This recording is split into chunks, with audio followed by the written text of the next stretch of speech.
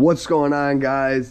It's the third video of the 540 series. So I got it running. If you guys didn't see that video, go check it out. I gave you guys the intro video on it, and now we're gonna make this thing look nicer. So I mentioned in the intro video that I picked up a fender, a door, and the back door, and a trunk. And if you guys aren't familiar, I showed you it, but the car was sanded because it was wrapped. So we have sand marks, we have clapped fenders from wide wheels, a lot of Bondo on this door. This is the worst door on the car. And then this is all sanded, it's hard to tell on the camera. And then no door handles. They didn't come with the car. While it would be easy to pull these off a parts car, it's nice because I don't have to deal with it at all. And then missing trim. And the trunk has sand marks as well. So, like I said, Tim had a Alpine parts car. That side was totaled, but this side, all good panels. So I figured, rather than me either painting this or rewrapping this, which that's not to say in the future I might not do it if I really love this car and decide to build it, but temporarily this just looks really, really shoddy. And if I could grab all the body panels for obviously a really good price, why not? And the plan of attack with this car is, well, first off, it sucks because this is a completely rust-free car. Like, these doors are nearly mint in terms of rust. But what's good is Tim's car is also nearly rust-free, except there's a little bit of bubbling right here on the driver's door.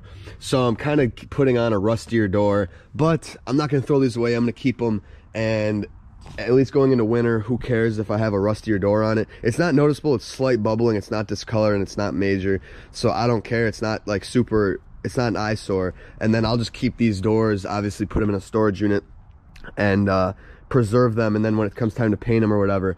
So I'm not eliminating the whole rust-free door thing. Eventually I'll probably do a hood when I can get my hands on one, because this hood has some sand marks, and then this fender really needs to be replaced, but I don't have one, so that sucks. This front door's clean.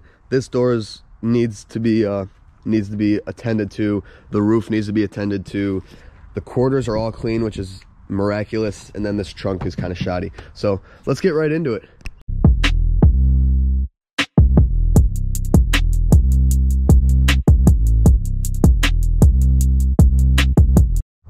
It's probably almost not even worth my time swapping these windows because this tint is kind of destroyed, but I don't feel like getting the whole car retinted, so I might as well just match the tint for now. And if I decide to redo it, I decide to redo it.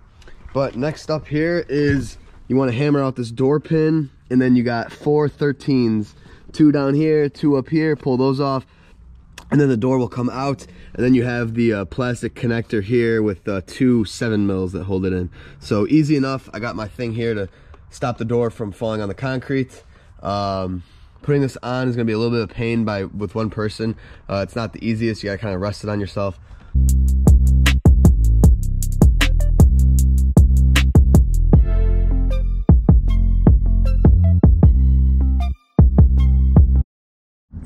So you guys have it. The door is off, and now you have really easy access to the 2 inner fender bolts there.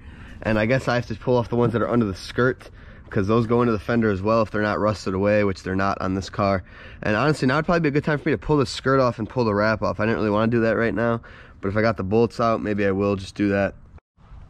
All right, I got the steamer heated up because I am going to pull off this wrap right now. If I don't do it now, I don't know when I'm going to do it.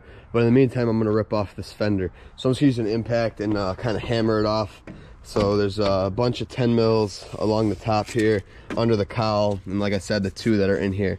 So we're going to go ahead and pop that off real quick.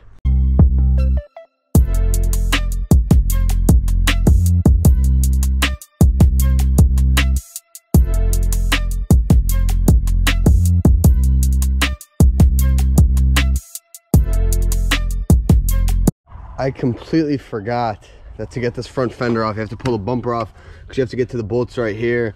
And I also completely forgot that there's this stupid bolt that goes from the plastic behind the front grille under here.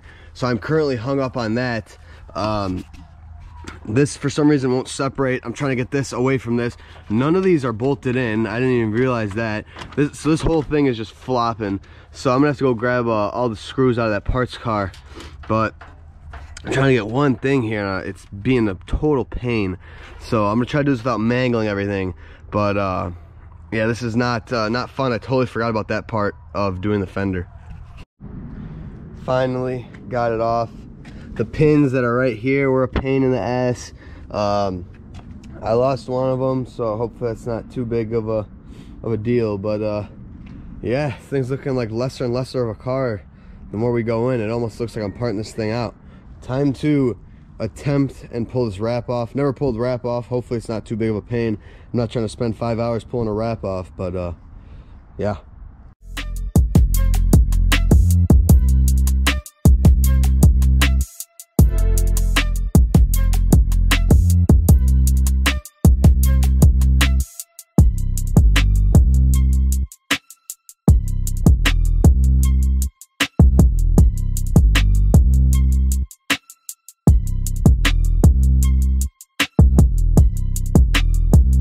All right, we got all the wrap off. Look how much better that looks, having a white side skirt, not gray.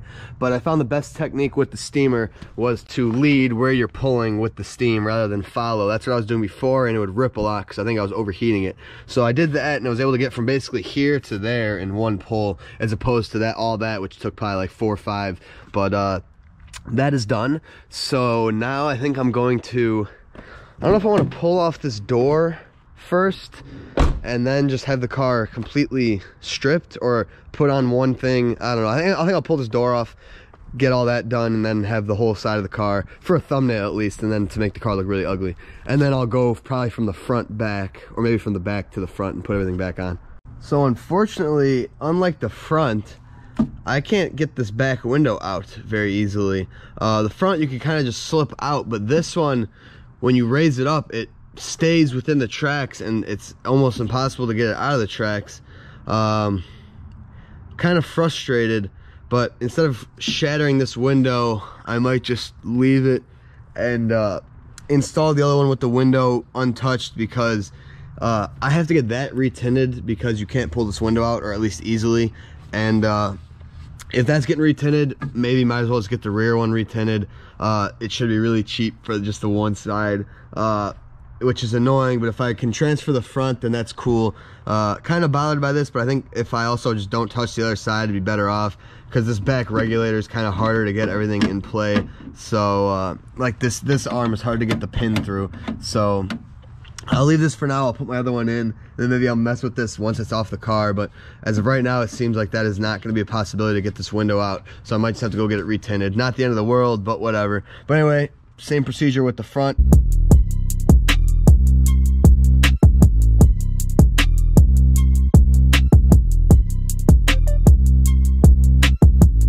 We have it. No doors, no fender, kind of no bumper. This literally looks like I'm in the middle of a part out, but oh well. Here's the back door I got. Super clean, just as rust free. Even a Car Club of America sticker, but no tints.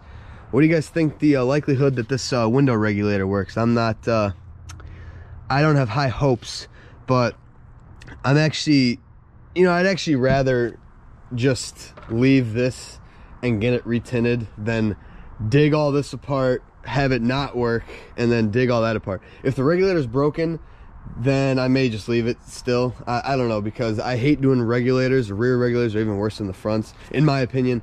So if it works, that's cool, and I'll just get it tinted and I won't even look back. If it doesn't work, then either I'll swap everything from that door and I'll attempt to pull that window out, or I'll just leave it and not use it. Just like this car, I don't use the rear windows. They don't work. The Touring rear windows don't work. So I don't really care. I don't really care about rear windows, if I'm being honest. But let's throw this thing back on, hook it up, and see if the regulator works.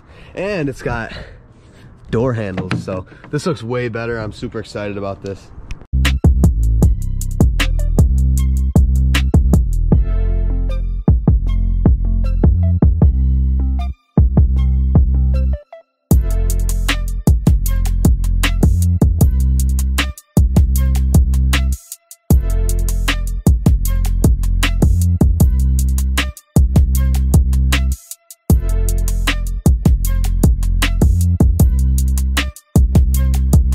That is one door that's on. I think I'm still gonna fine tune the adjustment. You gotta kind of play with it to get it perfect, but do yourself a favor and have someone help you. If that motor worked, it doesn't now, because I had to yank on the wires so many times to get that to work.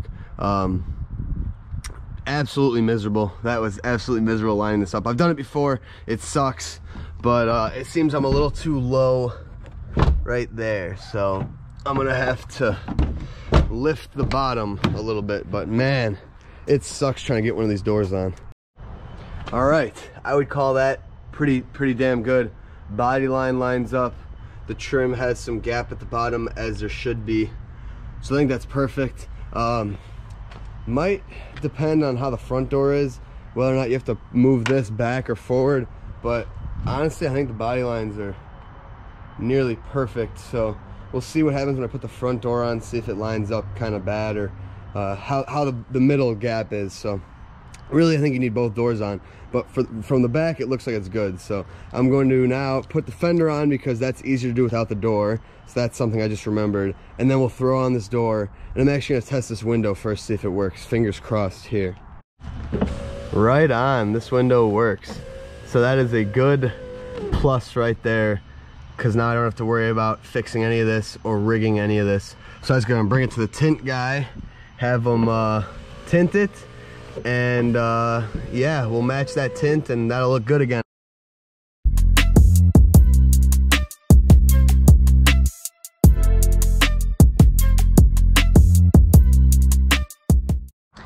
The GoPro died, so I wasn't able to time lapse the front door, but look at this thing. Total transformation, as opposed to all the sand marks, no door handles, missing trim. I got all the trim on. I got to put the fender trim on. Like I said, I got brand new ones, not OEM, but Holley, which is the most common aftermarket I see. So I got these, gonna toss these on, and then this car will be fully trimmed up. The other side I have to wait for some clips, but huge transformation. Getting this front fender on was a pain in the ass. I had to kind of do a lot of modification to get the front clip to go on. I had to get the bumper on. I had to get these clips on, which was a pain. I had to swap over the reflector.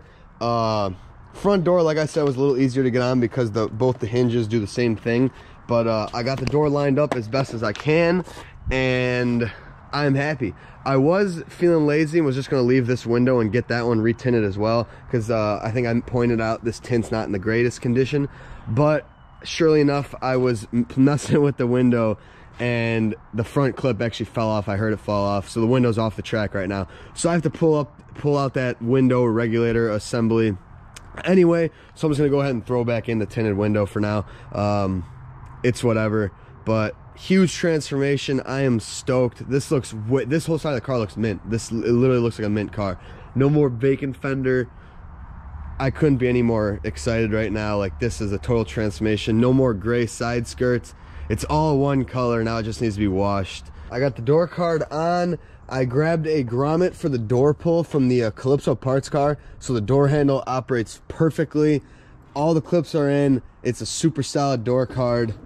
I am stoked. So this whole thing is done. Gotta get that window tinted, and we're gonna do the trunk tomorrow. So I promised you guys a few videos back I'd be bringing better lighting to this channel. So here we go. All right, I got some LEDs I hooked into the ceiling to give you guys better camera angle. Well, for myself, obviously, for, you know, doing engine work so I'm not blind, but also to help film, because if I learned one thing about filming with a GoPro, in the darkness, if it's not perfectly well lit like outside in the daytime, it doesn't look good. It's kind of grainy, and you know, trust me, believe me guys, I know, I've watched my videos back and it bothers me. Hopefully it doesn't bother you guys too much, but I decided let's add some LEDs because it just wasn't doing it without. So anyway, before I was rudely interrupted by my sister, I just figured LEDs would really make it a lot better in here for filming and for visuals. I mean, just look at this before, like, I mean, this one light, like, these don't do anything obviously when you're standing over here, but with this thing, boom, you can see really good. So I got these on Amazon. They're like 50 bucks for 4-4-foot strips, and they all interlink, and then I have them all plugged into this that black thing right there, which plugs into the outlet, and then it has a remote. So the way those lights work is the switches are on the wires, and since I can't reach them because they're on the ceiling, obviously, you leave them so that they're always on, so then they plug into that thing, which is remote operated, so I don't have to have any wires running down. So really cheap. All this was probably like 80 bucks. I think it was well worth it from what I can see right now. These light up the garage way better than a lot of more expensive options, and obviously just normal lights. So I'm happy, but we're also going to finish off the trunk on this thing. I know I told you guys I was going to do that the day after I filmed it originally, but it's been like a few days I've been busy. So we're going to start with pulling this trunk off, and if you guys weren't familiar, that's some good sanding marks there, some good sanding marks there, and then a lot of residue from the wrap. That's a pain to get off. So, and it has broken studs for the license plate. So gonna be nice. First I gotta get this you know, inner liner out.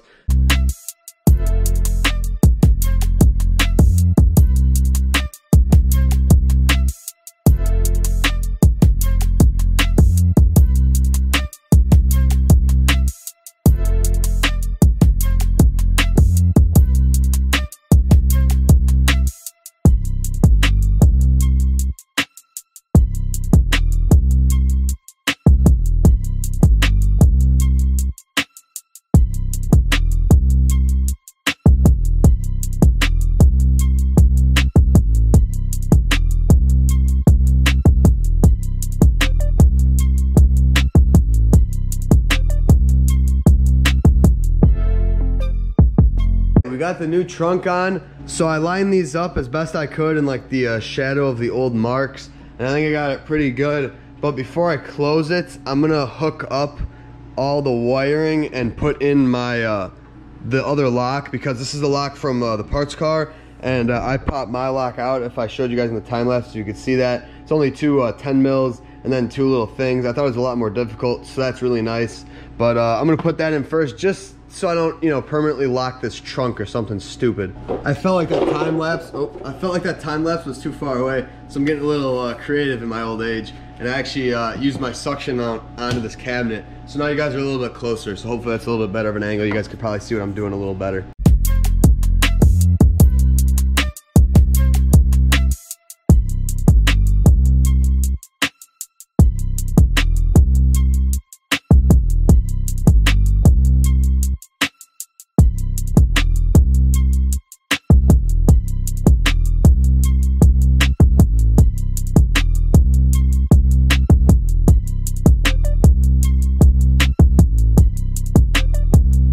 All right, everything's hooked up, and the trunk align's really good. I had to adjust it a tiny bit. It was a little low here and a little high here. The trunk's pretty easy to align, so much easier than the doors. So there you have it.